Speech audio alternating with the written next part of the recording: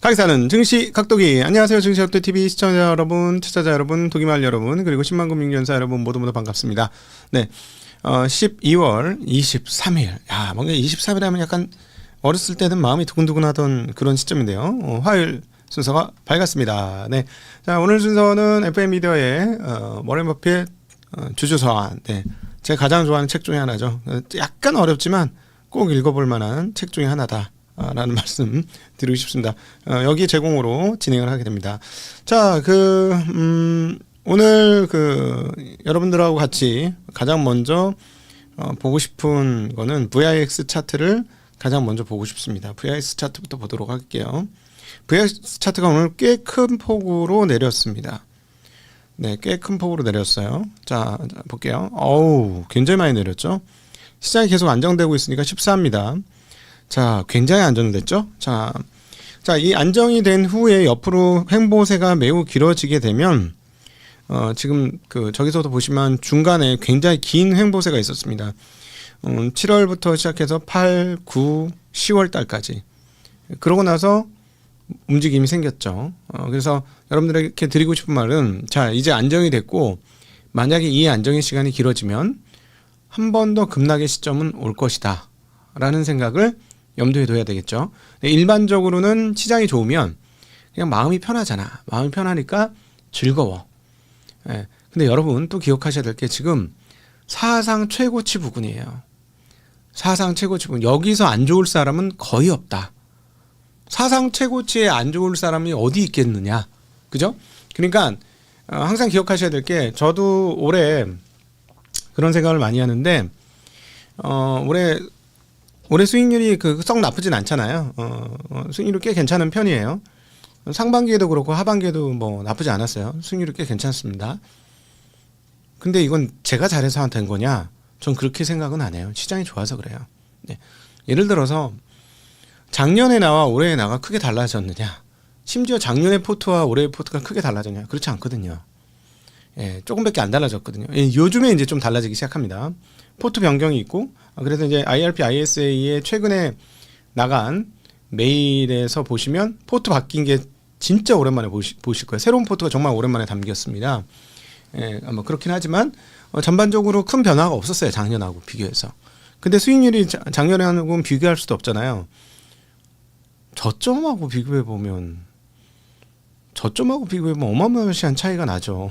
뭐 더블까지는 아니더라도 엄청난 차이가 나요. 근데 그러면 제가 잘한 거냐?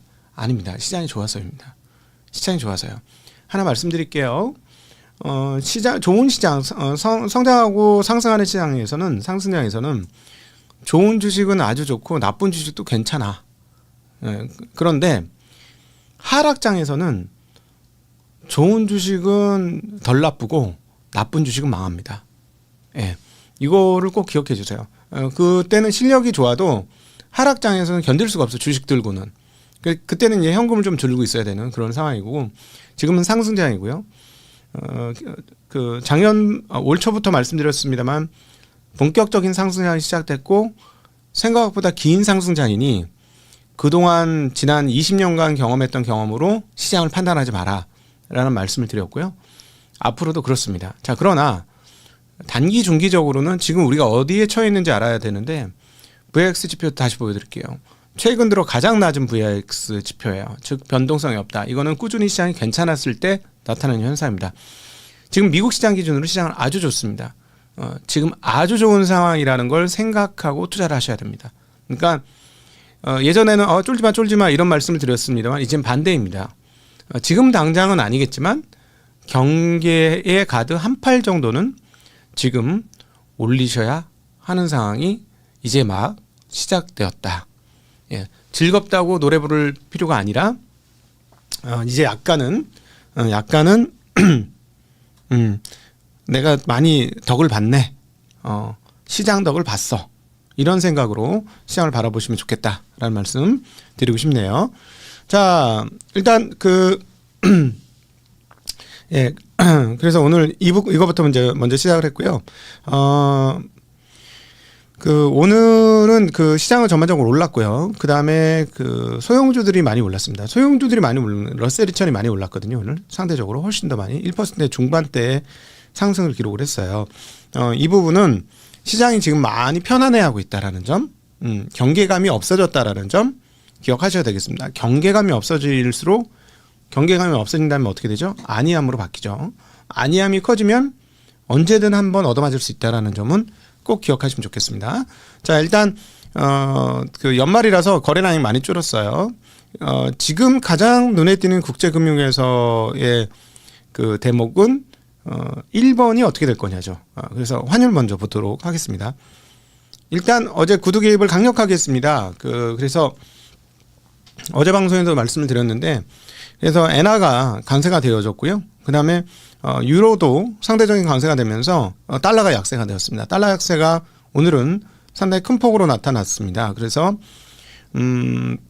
다른 여타 모든 자산들은 상대적으로 좀 좋았다라고 볼 수 있겠죠. 달러 약세. 그리고 달러 약세는 주변국들 주식시장에도 상당히 유효한 역할을 합니다.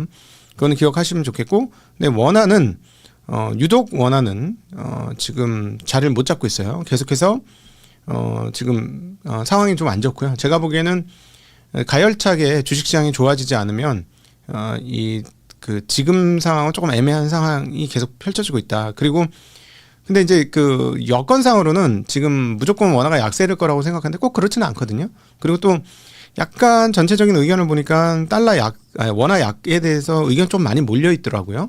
항상 여러분 기억하셔야 될 게 우리가 시장을 정확하게 예측할 수는 없는데 참으로 더 기묘하게도 대중은 그걸 거꾸로 잘 예측하더라는 거예요. 열광하면 위험하다. 근데 뭐 아직 그 정도까지는 아니지만 중간 입장에서 봤을 때 원화 약세를 보는 시각들이 굉장히 많이 있다라는 측면도 같이 기억하셔야 되지 않을까 싶습니다. 네. 자, 그다음에 이제 환율 봤으니까 금리 봐야죠. 금리는 오늘 조금씩 올랐어요. 금리는 조금씩 올랐는데 지금 글로벌리하게 제일 큰 관심은 1번입니다. 1번의 금리가 과연 어떻게 될 것이냐. 어제 뭐 엄청나게 약세를 보였던 1번 10년 금리는 아주 약세에서부터는 살짝 숨고르기 하긴 했습니다. 한번 보도록 하겠습니다. 약간 숨고르긴 했는데 숨고르기가 크진 않아요. 그렇죠? 예, 숨고르기 크진 않습니다. 지금 1번이 금리를 올렸음에도 불구하고 통화도 안정이 안 되고 구두 개입을 상당히 세게 해야 되는 그런 상황입니다. 자, 구두 개입한 내용들을 한번 볼게요. 일본은행과 일본 정부 관료들에 대한 이야기입니다. 관료들의 이야기. 가타야마 사스키, 이분 어제도 나왔는데, 이번 움직임은 펀더멘탈에 부합하지 않는 것이었고 오히려 투기적인 것이었다. 그러한 움직임에 대해 우리는 일미 재무장관 공동성명에서 밝힌 대로 과감한 조치를 할 것임을 분명히 해왔다. 우리는 항상 시장에 개입할 완벽한 준비가 되어 있다 라고 얘기했습니다. 근데 이 발언 강도를 보면 엔화 강세가 조금 약하지 않아요? 나는 오히려 그렇게 얘기했는데, 이 정도로 세게 얘기했는데 이거밖에 안 움직인다고? 자, 준비반 되면 현재 분위기는 딱 이렇게 느껴집니다. 1번 통화와 1번 금리에 대한 투기 세력은 이번 정부, 1번, 2번 정부에 대해서 완화적 조치를 필연적으로 할 것이고, 금리를 한번 올리긴 했습니다만 억지로 올린 거고, 연속해서 금리를 올릴 수 있는 사람들이 아니다라고 판단한 것 같습니다. 자, 이렇게 하면 쉴 새 없이 공격이 될 수 있죠. 아무리 일본이 부자나라고 선진국이고 돈이 많아도 투기 세력들이 들어가면 못 견딥니다. 못 견뎌요. 네. 근데 이제 장기가 있죠. 지난번에도 160엔 갔을 때 어떻게 했죠? 폭포수처럼 쏟아부었죠, 돈을. 그래가지고 숏 스퀴즈가 나면서 금리가 엄청나게 환율이 엄청나게 떨어졌고, 한번 다시 보여드려야 되겠다. 재밌어. 야, 작년 기준으로 제일 큰 사건은 그 사건이 아니었나 싶어요. 1년을 두고 봤을 때 올해는 이제 4월 달에 트럼프의 무역가 제일 컸지만 작년도 제일 컸던 건 이 사건이 진짜 가장 압도적으로 컸다라는 생각이 많이 드네요. 자, 한번 보도록 하겠습니다. 자, 예. 지금 제일 왼쪽 끝에서부터 떨어진 저 자리예요. 작년 8월 달. 이때 160엔 되니까 강력하게 개입하면서 통째로 밀어붙였거든요. 요게 이제 일본은행의 장기입니다. 한꺼번에 물량 쏟아가지고 N 강세로 가게 만들었어요. 근데 그게 거기서 멈추지 않고 금리까지 올리는 바람에 야 이제 엔캐리 청산이야 막 이렇게 되면서 야 빨리 N에 사서 빨리 갚아 뭐 이렇게 된 거죠. 그래서 N에 대한 수요가 갑자기 단계적으로 폭등을 했고 그래서 160엔 가던 게 140엔이 깨지는 정도 수준까지 순식간에 이건 난리도 아니었는데 이런 일이 벌어졌습니다. 아니 환이 말이야 1%만 움직여도 엄청나게 크게 움직인 건데 160원에서 160엔에서 140엔이면 얼마입니까? 이거 엄청난 거지. 10%가 넘게 움직였잖아. 무슨 통화가 하루아침에 10%가 넘게 움직이냐고. 말도 안 되네. 근데 하여튼 그런 말도 안 되는 일이 작년도에 벌어졌고 그러고 나서 이제 엔캐리 청산 우려가 폭증하면서 한 번 더 얻어맞았죠. 그리고 일본 주식은 하루에 10%가 하락하는 기록적인 하락을 기록했습니다. 자, 근데 어쨌든 지금은 저거 안 당하려고 애를 쓰다 거꾸로 포지션 나왔다. 그래서 이번 그 연말 연초에 뭐 되게 평안한 상황인데 요거 하나는 이제 걱정을 좀 하셔야 되겠다라는 말씀 드리고 싶습니다. 예. 만약에 저렇게 돼가지고 도저히 안 돼가지고 지금 또 다른 사람 말 얘기 들어볼게요. 미무라 아스시 일본 재무관 최근 엔화의 움직임이 급격하게 쏠리고 있다. 과도한 변동성에 대해 일본 정부가 대응할 것이다. 근데 이거 작년에도 그랬다니까. 작년에 이러다 진짜 개입했다고요. 그래서 깜짝 놀란 거 아니야. 그다음에 기하라 미노루 관방장관 환율은 경제 펀더멘탈을 반영해 안정적으로 움직이는 것이 중요하다라고 강조했습니다. 그러니까 지금 얘네도 되게 깝깝한 거지. 금리도 올렸고 했는데 어떻게 엔화가 이렇게 갑자기 약세가 되냐고. 금리도 올렸는데. 그렇잖아요. 논리적으로 안 맞잖아요. 근데 아니 이거는 오히려 경제를 집중적으로 계속 보는 사람들은 안 보일 수 있는데요. 그 경제통 말고 우리 그냥 일반 문돌이 기준으로 생각하면 이해가 더 잘 된 대목이 있어요. 0.75% 주는 나라의 통화가 강세가 돼야 돼? 예? 한번 물어봅시다. 0.75% 금리가 주는 나라의 통화가 강세여야 해? 저 미국은 3.5% 주는데? 그쵸? 좀 이상하죠? 한국어가도 한 3% 주는데? 근데 0.75% 주는 나라의 통화 강세가 돼야 되느냐? 예. 국가 빚도 어마무시하게 세계에서 제일 많고 나라 빚도 제일 많은데 맞습니까? 물론 이제 달러 빚이 없어서 그렇지만 논리적으로 그렇죠. 이 경제만 계속 보는 사람들은 그동안에 왔던 역사적 선상에서 세상을 보거든. 그러니까 30년 만에 금리가 최고치야. 이것만 본단 말이죠. 이것만. 근데 우리같이 경제통이 아닌 사람들 입장에서 경제 출신이 아닌 사람들 입장에서 보면 그냥 새로운 눈으로 볼 수 있잖아. 그럼 0.75%가 금리가 높아요? 다른 나라에 비해서? 금리가 낮은데 그러면은 통화가 강세가 갈 수 있어요? 전보다 0.25% 올렸다고? 그건 아니죠. 근데 저건 달라요. 연속으로 금리를 올릴 거다. 이거는 완전히 다른 얘기예요. 연속으로. 그거는 진짜 엔캐리 문제가 생기죠. 연속으로 금리를 올리겠다고 하면 여기서 돈 빼서 쓴 사람들 입장에서는 헉 하고 갚아야 되는 거지. 이 낮은 금리를 기본으로 생각하고 있었는데 금리 비용이 갑자기 퍼센테이지로 올라가는 거잖아요. 그죠? 0.5에서 0.75로 갔으면 퍼센테이지가 몇 프로가 올라간 거야? 25%가 올라간 거야? 아니, 훨씬 많이 올라간 50%가 올라간 거잖아. 퍼센테이지 따지면. 그런 메커니즘이 또 뒤에 있어요. 그래서 연타로 금리를 올리면 시장이 충격을 많이 받을 수도 있습니다. 자, 그거 이제 감안하시고 일단 시장은 되게 안정적이라서 오히려 저는 그렇죠. 안정적이니까 또 이런 또 이제 또 청개구리 심리가 돌면서 막 시장 폭락할 때는 왜 못하러 이렇게 폭락해? 그 정도로 상황이 안 좋아? 그거 아닌 것 같은데? 뭐 이런 얘기를 드렸었는데 지금 반대입니다. 너무 편안해 하니까 너무 편안해 하지 마라. 세상이 꼭 그런 거 아니다. 라는 말씀 드리고 싶어요. 자, 베스엠의 클리블랜드의 연은 총재. 자, 이분 발언이 금리를 조금 올리는 데 역할을 했습니다. 이분은 투표권은 없지만 강경파고요. 들어보도록 하죠. 물가가 목표 수준으로 복귀하거나 고용이 추가적으로 악화된다는 명확한 증거가 나올 때까지는 당분간 기준금리를 현재 수준으로 유지하는 것이 적절하다라고 얘기했습니다. 11월 물가지표는 긍정적이다. 그러나 데이터에 왜곡이 있을 가능성이 있다.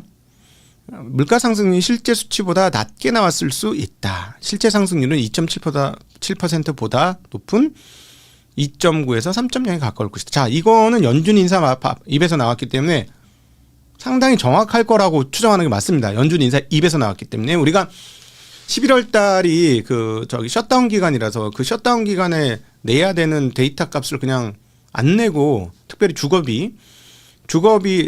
렌트비를 0으로 계산해 가지고 했단 말이죠.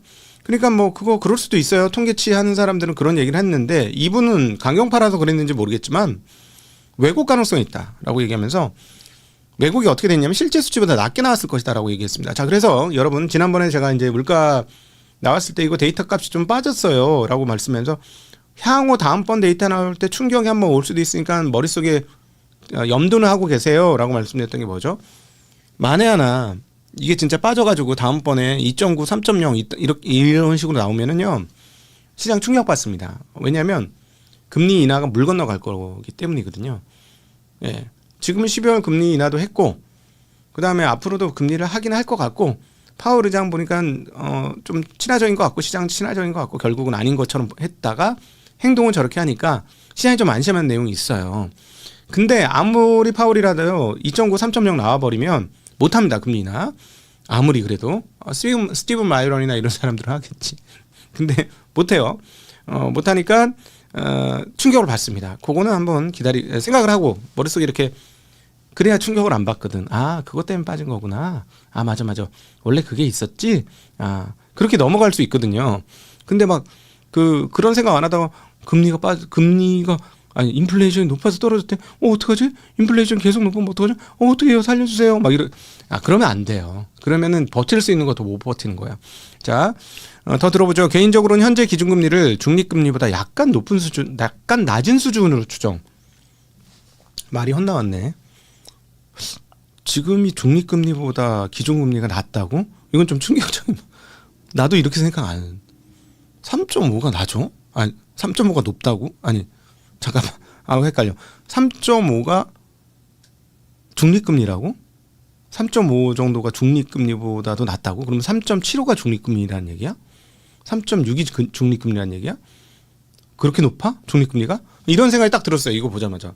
이분 진짜 강경파구나. 이분 투표권 가지면 와 장난 없겠다. 막 이런 생각이 드는데, 자, 이는 연준의 통화 정책이 전반적으로 경기 부양 효과를 내고 있다는 의미이다. 따라서 내년 성장률은 개선될 수 있다. 적어도 내년분까지는 기준금리 인하가 불필요하다. 자, 그러면 1분기 건너간 거죠. 자, 베스맥 2분의 말이 통하면 1분기 간 거예요. 자, 그럼 한 번 정도는 충격 받아야 된다고 봅니다. 근데 전략적으로 생각을 해보면 그게 더 좋아. 그 1분기에 금리 인하가 없어가지고 거기에 대한 실망감을 한번 주저앉는 게 더 좋아요. 여기서 주저앉는다는 건 막 20%씩 주저앉는다는 건 아닐 테니까 막 5% 내외 5에서 10% 사이 정도 주저앉을 거니까 그거 괜찮습니다. 왜냐하면 그럼 또 가요 시장이. 예, 또 이렇게 약간 우상향 박스로 갈 수 있어. 이렇게 되면 느리게 금리를 올리면 오히려 그게 좋다. 미국은 그런 생각이 합니다. 여기서 금리 급하게 내려가지고 법으로 오면은 그냥 빨리 끝날 수도 있다. 자, 스티븐 마이런 연준 이사, 전체 물가는 시차를 두고 임대 물가를 따라가는 경향이 있다. 이러한 시차를 감안했을 때 통화 정책은 선제적 대응에 중점을 둬야 한다. 왜냐하면 이분이 이렇게 하니까 임대 물가는 좀 떨어지기 시작했다라는 얘기를 하는 거고요. 최근 몇 년간 고용은 완화되어 왔고 따라서 고용에 대한 통화 정책 완화가 필요한 시점이다. 현재 고용 시장은 바로잡아야 하는 수준으로 이동 중이다. 고용이 악화되어 있기 때문에 완화해야 된다는 얘기고요. 그 다음에 올해 연준이 75bp 정책 금리를 인하했다. 다음 연방공개시장위원회 회의에서 내가 50bp 인하를 주장하며 반대 의견을 낼 필요성은 조금 줄어들게 된다. 네, 이분조차도 이제 75bp 내렸으니까 아주 공격적으로 금리를 내리지 않아도 된다라는 얘기를 했어요. 이게 오히려 좀 충격적이다. 이분이 이렇게 얘기한 게. 그죠? 앞으로 어떻게 얘기할지 좀 더 지켜보긴 해야 되겠습니다만은. 그쵸? 자, 이제 미국 봤으니까 유럽 갈게요. 이사벨 슈나벨 중앙은행 집행이사 차기 ECB 총재 가능성이 높으신 분. 네. 현재로서는 예측할 수 있는 미래의 금리 인상은 예상되지 않는다. 오? 뭐야? 지난번에 만약에 금리 인상 어떻게 전망하세요? 이랬더니 그러한 기대에 꽤 나는 편안하게 느낀다. 뭐 이렇게 얘기해가지고 금리 인상론자로 봤는데 반대말을 했습니다. 그래서 이 부분에 대해서 조정을 했는데요. 나는 금리를 인상해야 한다고 말한 것이 아니고 오히려 다시 인하돼서는 안 된다고 말한 것이다. 라고 하면서 이건 매우 중요한 부분이다. 라고 이야기했습니다. 자, 그러니까 이제 더 이상의 금리 인하는 없다. 정도로 해석해달라. 나는 인상을 얘기한 것은 아니다. 라는 걸로 보겠습니다. 자, 그러면 글로벌리하게 금리를 통해서 글로벌리 통화 환경을 한번 볼게요. 자, 금리를 올리는 나라 어디일까요? 1번. 네. 또 올려야 되긴 하겠죠. 내년에 한 번 더 금리는 올려야 될 겁니다. 지금 실세 시중 국채 금리 올라가는 거하고 통화 가치를 보면 사실은 내년 두세 번은 올려야 되는데 행동이 굼뜨고 변화를 싫어하는 일본의 특성상 국민들의 어떤 국민들의 피해를 감수하면서 늦게 금리를 올릴 거다라고 예상되고요. 그다음에 그다음 우리나라는 금리가 올라가고 있어요. 금리를 올리지 않았는데 알아서 올라가고 있습니다. 지금 왜냐하면 지금 우리나라는 통화량이 많아요. 그리고 내년에는 공사채 반응도 상당히 많습니다. 지금 어제 내용들 정리된 거 보면 SOC 투자 LH 관련해서 공공기관의 자금 수요가 상당히 커지고 또 하나 첨단 전략 산업 기금 채권이 약 15조 원 또 조성이 되기 때문에 공사들에서 채권 발행이 꽤 많습니다. 자, 근데 공사의 안정성은 어떤가요? 공사의 채권. LH. 여러분, LH가 예를 들어 금리 잘 줘서 채권을 판매한다면, 국채보다 높은 금리로 판매한다면 여러분 사실 거예요? 그 다음에 첨단 전략 산업 기금 채권, 이런 거. 하실 겁니까? 합니다. 해요. 기관을 하게 돼 있어요. 국채보다 금리 높은데 사실 뒷단에 국가가 있으니까 이거 합니다. 하면은 국채도 발행해야 되고 이것도 발행해야 되고 그래서 채권 발행이 늘어요. 그럼 채권 발행이 는 건 이런 채권은 현금 금고에 넣어두려고 발행하나? 채권을 주고 돈을 받아서 쓰려고 하는 거잖아요. 쓰려고. 쓰면 돈이 어디로 가? 시중으로 가. 시중으로 가면 시중의 통화량은 어떻게 늘어나. 그래서 지금 어제도 말씀드렸지만 국가부채가 50%를 넘고 이래가지고 거기에 대한 지금 계속 환율에 대한 전망이 계속 이제 위쪽으로 하는 뉴스들이 계속 나오는 겁니다. 근데 사실은 지난주에 이제 7개 기업하고 김용남 정책실장인가 이분이 만났다고 했잖아요. 그게 뭐냐면 아니 돈 벌었으면 한국으로 좀 갖고 와. 지금 이런 얘기 하지 않았겠어요? 안 봐도 비디오지. 왜냐하면 지금 생각보다 좀 심각한 거예요. 왜냐하면 한국은행이 이걸 언급했다는 것 자체가 심각한 상황으로 갔다라는 반증이에요. 그동안에는 괜찮다고 그냥 오고 왔었어. 근데 충격이 없지만 이렇게 그런 얘기를 했다는 게 문제가 되는 상황이고요. 근데 여기에 이제 그래서 그 얘기까지 나온 거야. 결국은 지금 미국 주식 투자를 너무 많이 한다. 쿨해서 간다는데 참 걱정이다. 이런 얘기가 그래서 나온 거예요. 근데 사실은 우리나라 환경이 되게 좋으면 우리 이창영 총재의 말씀이 100% 맞아. 내가 보기에는 우리나라 시장도 쿨했으면. 네. 근데 우리나라 시장 쿨 안 하기 때문에 뭐 할 말이 없네. 이 젊은 분들이 하신 얘기에 대해서 뭐 이렇게 반대말을 못 하겠어. 우리나라가 좀 지저분하긴 하지. 그랬지. 덜 쿨하지. 그렇죠. 좀 이상하죠. 네. 근데 그 말인즉슨 이창용 총재께서 한국의 주식시장을 잘 모르시는구나 라는 거를 느끼게 됩니다. 지금 한국의 지식인들 중에 한국의 주식시장을 모르는 사람이 너무 많아. 진짜 오늘 책을 하나 읽는데 어떤 지식인분의 책을 쭉 읽었는데 뒷단에 이제 글을 쓴 거 보니까 이분 진짜 주식을 안 하니까 아예 모르시는구나. 근데 이게 저희 방송을 보신 분들은 그렇지 않으실 텐데 혹시나 해서 저도 인문학을 했잖아요. 인문학 열심히 하는 사람들은 경제에 관심이 없어요. 네. 근데요, 인문학을 구성하는 상당히 많은 요소들이 먹고 사는 문제예요. 네. 즉, 경제 문제예요. 인문학을 잘 하시려면요, 경제를 몰라서는 제대로 인문학을 할 수 없습니다. 네, 그 말씀을 꼭 드리고 싶네요. 자, 그래서 어쨌든 무슨 얘기하다 그 얘기하다가 또 딴소리 죄송해요. 아이고 이게 참 말이 많아져가지고 큰일이네. 자, 국가적으로 이제 간단하게 할게요. 글로벌리하게 금리가 올라가는 나라 일본, 한국, 뭐 유럽 이런 나라들이 금리가 올라가는 상황이고요. 금리가 내려가는 나라는요. 대표적으로 두 나라가 있습니다. 어디죠? 네, 금리가 내려가는 나라 미국, 중국이에요. 미국, 중국. 자, 거기는 금리가 많이는 안 내려가도 내려가는 상황입니다. 자, 금리가 내려가면 이제 투자 환경은 좋은데 미국은 강력한 그 주식시장의 법칙 선반영이 상당히 좀 되어 있는 상황이고요. 그 다음에 이제 선반영은 되어 있는데 뭐는 어떻게 되겠어요? 환율은 어떻게 되겠어요? 금리가 떨어지니까 네, 두 나라 금리가 떨어지니까 통화 가치는 떨어지겠죠. 자, 그래서 여타 물건들이 좋아요. 자, 그래서 원자재 가격 볼게요. 이것이 여실히 드러나고 있는 게 원자재 가격입니다. 원자재 사상 최고치 금 가격 다시 지난번에 중국의 한금거래소 때 와 이거 이렇게 되면 문제가 됩니다고 살짝 덮었는데 제 생각에는 그때 그랬어요. 이렇게 덥지만 그래도 금에 대한 수요는 계속 있을 것 같다는 생각을 하면서 그때 말씀드렸는데 매우 빠르게 캐치업했습니다. 매우 빠르고요. 은값이 벌써 70달러 가까이 돼요. 그런데 과거하고 좀 다른 게 있어요. 제가 이제 과거 궤적에 이렇습니다라고 말씀드렸는데 과거 궤적하고 달라진 게 하나가 뭐냐면 은 가격이 이렇게 급하게 오르면 파이널이 오거든요. 보통 예전에는 그랬는데 지금 파이널이 안 와요. 이상하다. 왜 그러자고 곰곰이 생각해봤는데 통화 가치가 너무 하락하고 있어요.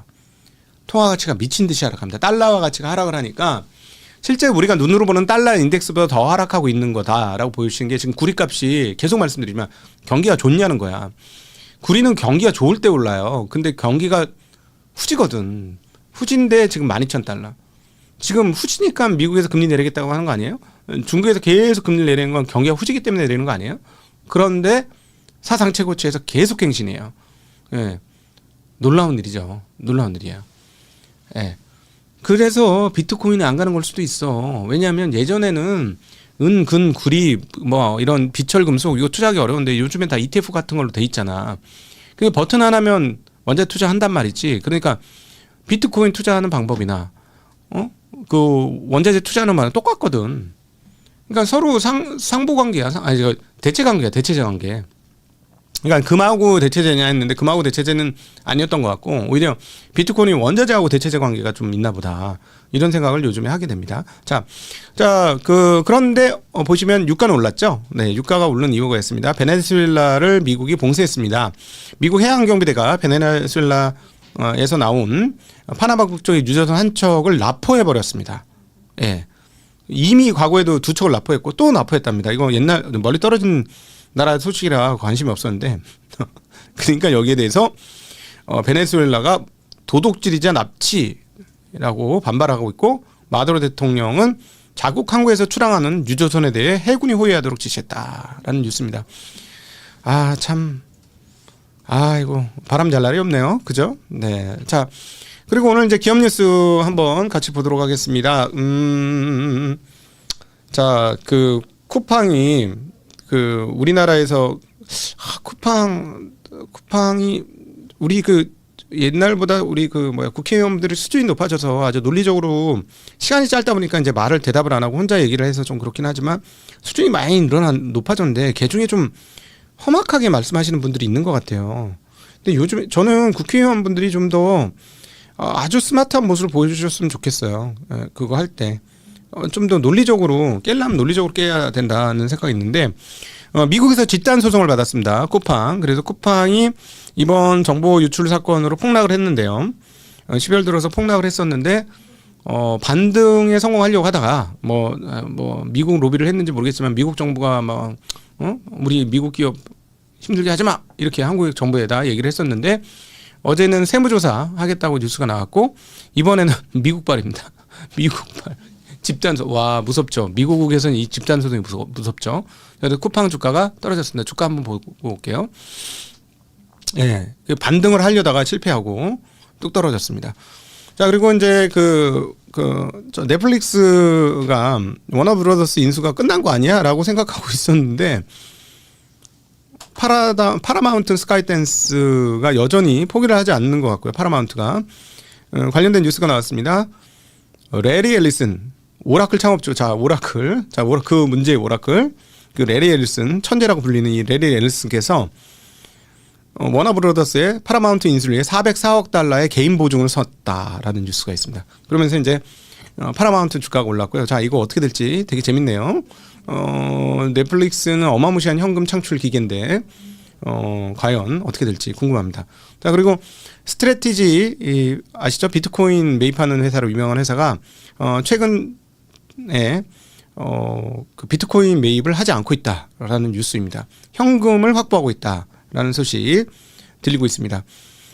총 67만 1268개의 비트코인을 갖고 있고 취득액이 750억 달러 정도 되는 회사인데요.